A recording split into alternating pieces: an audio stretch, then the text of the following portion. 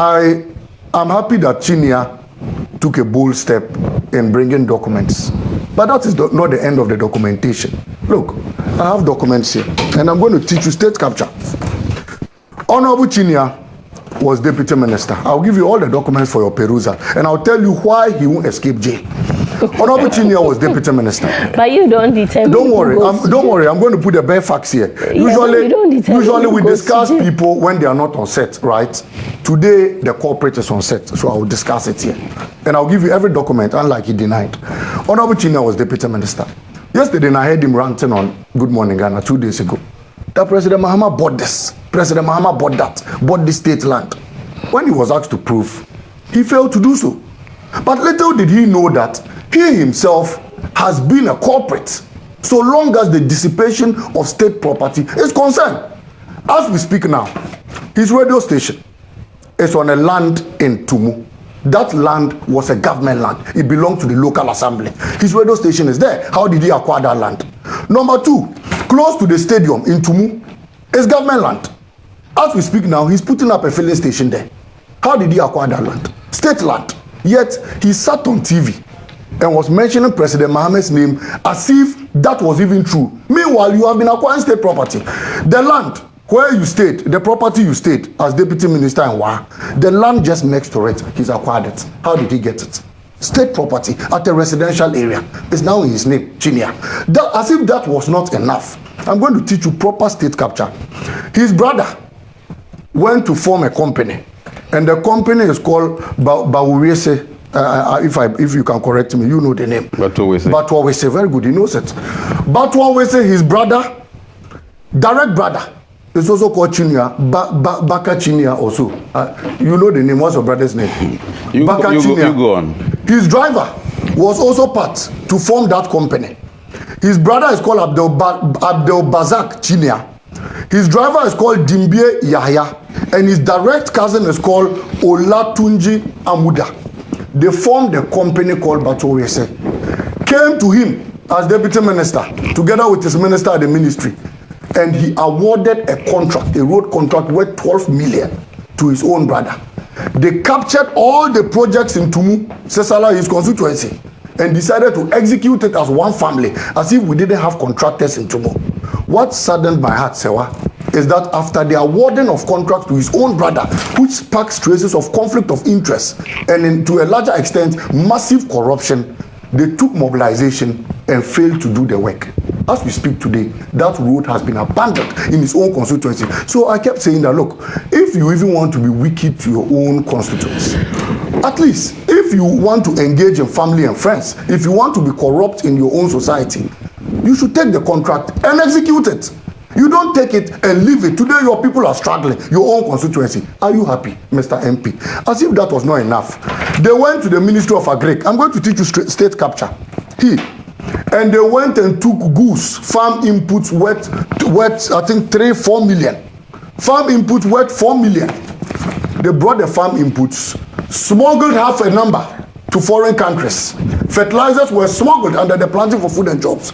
The minister then of Agric cautioned him that, look, the rate at which they were smuggling fertilizer to neighboring countries was high. And the amount of money... Cautioned who? Cautioned him as deputy minister. It is in a letter. I'll give it to you. Don't worry. Yeah. I brought all facts. You can take these two.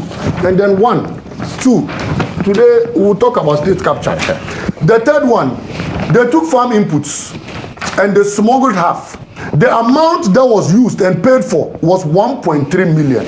I read a letter that was written to his minister to tell him as deputy minister to pay the balance they were owing to government.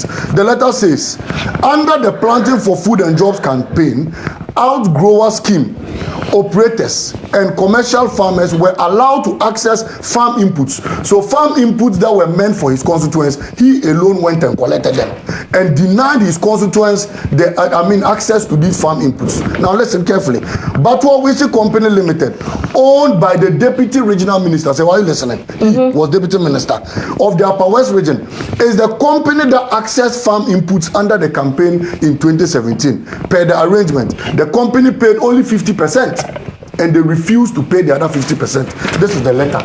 So Chinia did not only buy state lands in Tumu, He did not only buy state lands in Wa, he further took farm inputs that belonged to his own society. I am saying all this because he was first to be ranting on TV that this person bought this state land, that person bought this state land. I haven't spoken about the exposés of the Honorable Okujuato Ablakwa. I'm only speaking directly about the exposés of a man in this studio who has decided to bath himself with gross corruption, who has decided to siphon properties and funds that were meant for his constituents, and who has decided to, expose himself. And so when I sit here and say Chinia will go to jail, it was not only because of the two things I had counted. It was because of these numerous things that not only him will be prosecuted when NDC comes, his brother will go to jail, his driver who has siphoned all these funds will also go to jail. So we're on the larger picture. Look, I have said that we will do whatever it takes to stop this corrupt, inept government. Okay. This highly incompetent government. All right. From dissipating properties and monies that were meant to develop this country. The state at which ministers, of which one is in your studio today and I've pointed to him, are stealing and robbing the state of precious materials and properties is becoming alarming. And if care is not taken, our children and our children's children will come into government, and Akufo-Addo, Bawumia, together with his ministers, would have dissipated and damaged the entire country. And that is what we are going to fight until President Mahama finally becomes president. Okay, let's welcome forgive me, Bernard Mona. He's in my part two, I'll bring part two of exposés again against him. They are here.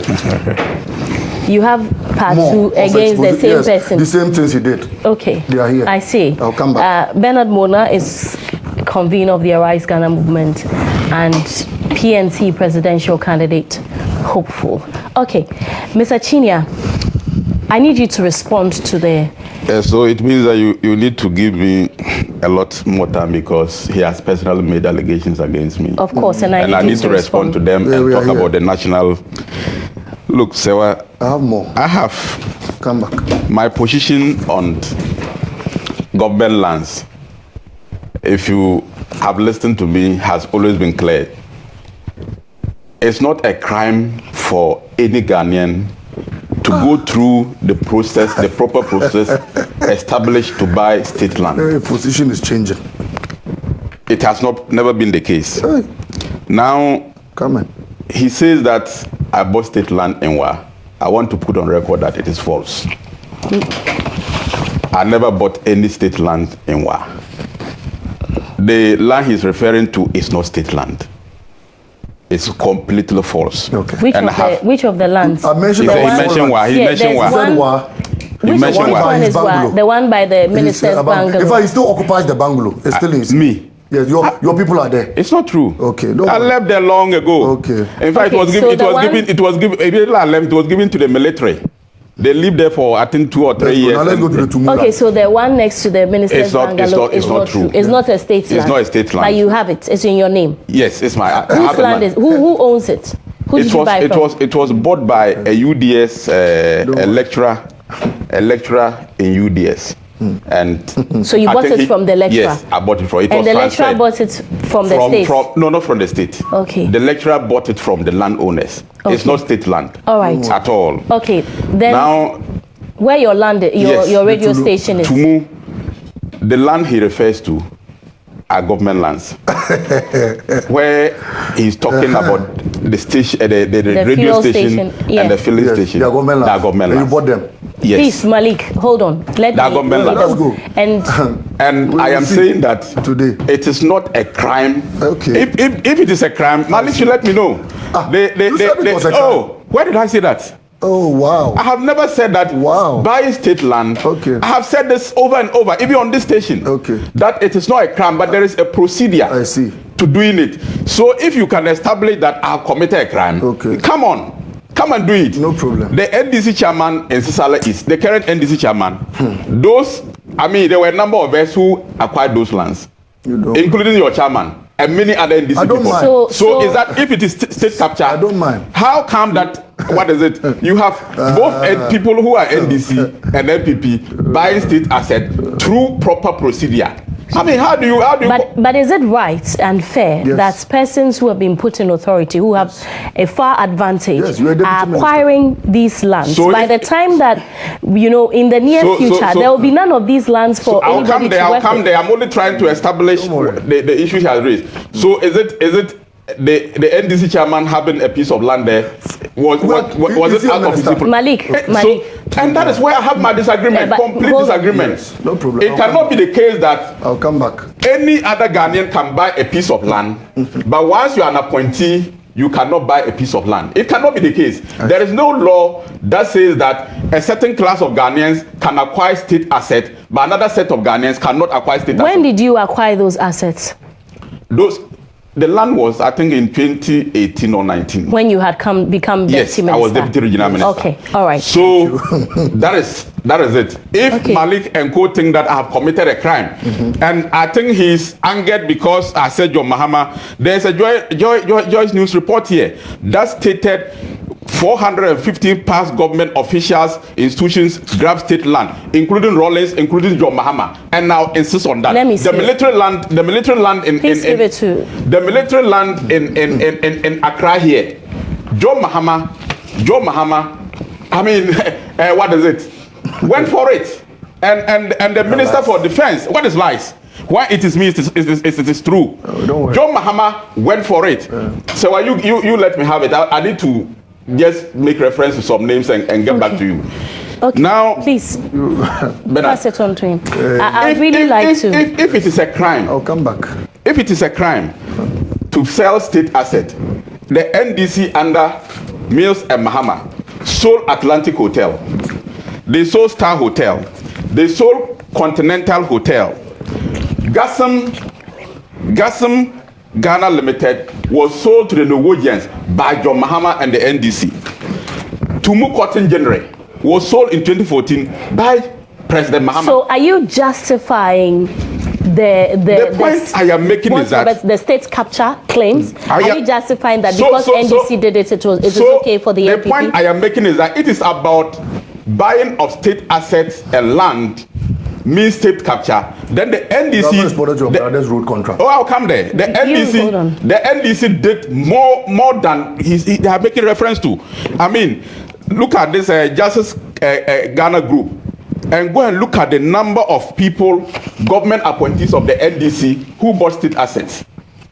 The the Senate bungalows were sold to NDC MPs. Is this state capture? And I just made reference to Cotton General that was established by President Leman, was sold under President Mahama when Mama Yeraga was minister for is it trade or what? They sold Tumu Cotton General. The whole general land, all the machines there have been sold by President Mahama. Is it a crime? If it's a crime, then you can also go after other people. So I am saying that President Mahama and his appointees bought state lands. And there is no law in Ghana that says that buying a state asset is a crime. If it is any such law, let anybody point to. So if it is not a crime, why do you have all of that big pamphlet in your hand stating the number of lands and that you claim that former President Mahama bought? I am just saying that they are claiming that because some state assets are being sold, it means that it is state capture. And I'm making the point that if that is the case, the NDC has no moral right to make those claims. I mean, the Minister for Lands responded to the claims by Ablakwa. I am telling you that the guy who bought the land in Wa, they know him. He's an NDC man from Bupe. The Parks and Garden land that was bought and a filling station built there is bought by his relative. Okay. It's bought by his relative. All right. John Jinapo has close ties with the guys from Bupe. So if it is state capture, how come an NDC man has bought the land under the NPP government? So NDC buys land, NPP comes and they also buy. That's what the two of you are doing.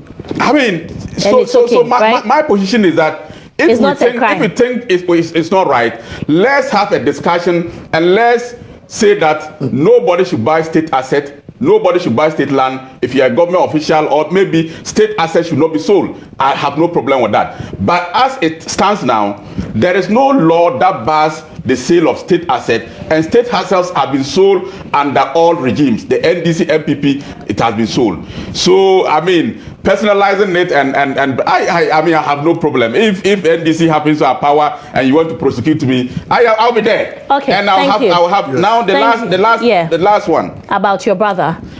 Sewa, is it a crime for any registered entity to do business? Or some Ghanaians are barred from doing business? No, but there's the issue of conflict of interest. And I want to state that there is no conflict of interest. Your brother's company. Look, the law requires that. The law. Let me come.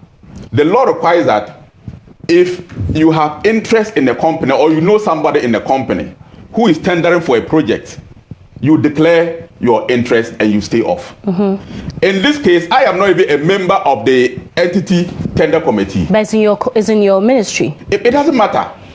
It doesn't. So are you saying that it doesn't matter? Yes. The law, when your brother, those on the tendering committee know that it is your brother's company. It is a competitive tender. Okay. And the law does not say that if you are a minister or you are part of a state institution, a relation of you cannot do business in that But it is your party. Hold on. It is your party that held several press conferences, talked about conflicts of interest in the then John Mahamed's government. Yes. You didn't have this position that it is not wrong for an entity that is registered. When your party held press conferences and said that Ibrahim Mahama was not supposed to have been given that contract, you said that there was a conflict of interest situation. But when it comes to you, because it is a registered entity, it doesn't matter. I don't know the basis for which it was said. I don't have details of that information. But the law in Ghana does not bar any entity from doing business in any government institution. Did the NPP know this? Anybody who has interest will have, especially if you are part of the committee that determines. And in this case, I wasn't part. But it was your ministry. Yes, it was at the RCC. So, but I was not part in the decision making. When did your brother register that company? Well, what does it? I don't have the details with me. I have the details. Yes, you can give. So it registered in 2017. It was registered in 2017. They had no experience. They had never engaged in construction. Okay. Yet he gave them that contract. Okay. I don't give contracts, and it is also complete false. I'm coming. When he said that mobilization was paid to the company, the company up to today has not been paid a peso. Up to today, Sewa, that company has not been paid a peso. Nothing about the company now knows this. Oh, I am the MP. Malik, please allow me. I am the MP. And the issue this is not the first time this issue has come up. This issue has been in the news since 2020. I mean, there has been joint report, there have been several encounters and all that. So the award was done, some work has been done.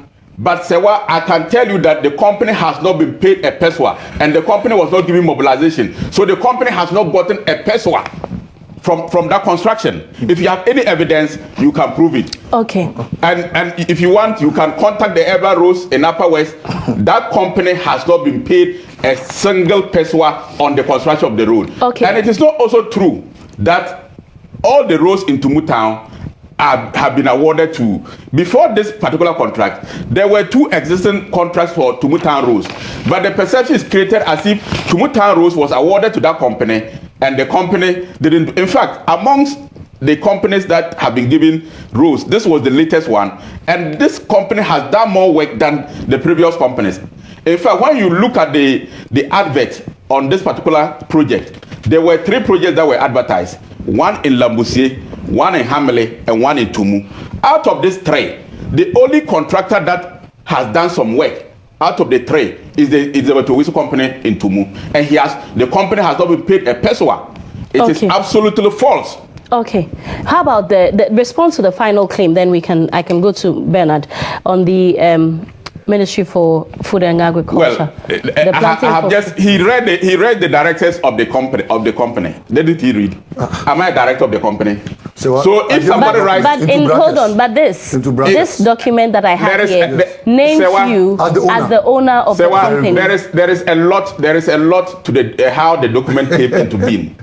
You can go to Registrar General and check the registration of the company. I am not a director of the company. So why did they name you as a director? When I was going for parliamentary primaries, there were a lot of things that went on, and probably somebody misled the minister to writing and directing the letter to me. This was prior to the parliamentary primaries in 2020. And it was meant to stop me from contesting. So there is no way. The minister in your own party. Well, but that was the situation. This letter was written to stop me from contesting, and the claim was that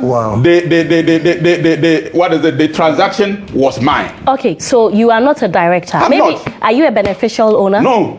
You are not? I am not. Okay, hold on. Let me come to Bernard. Bernard.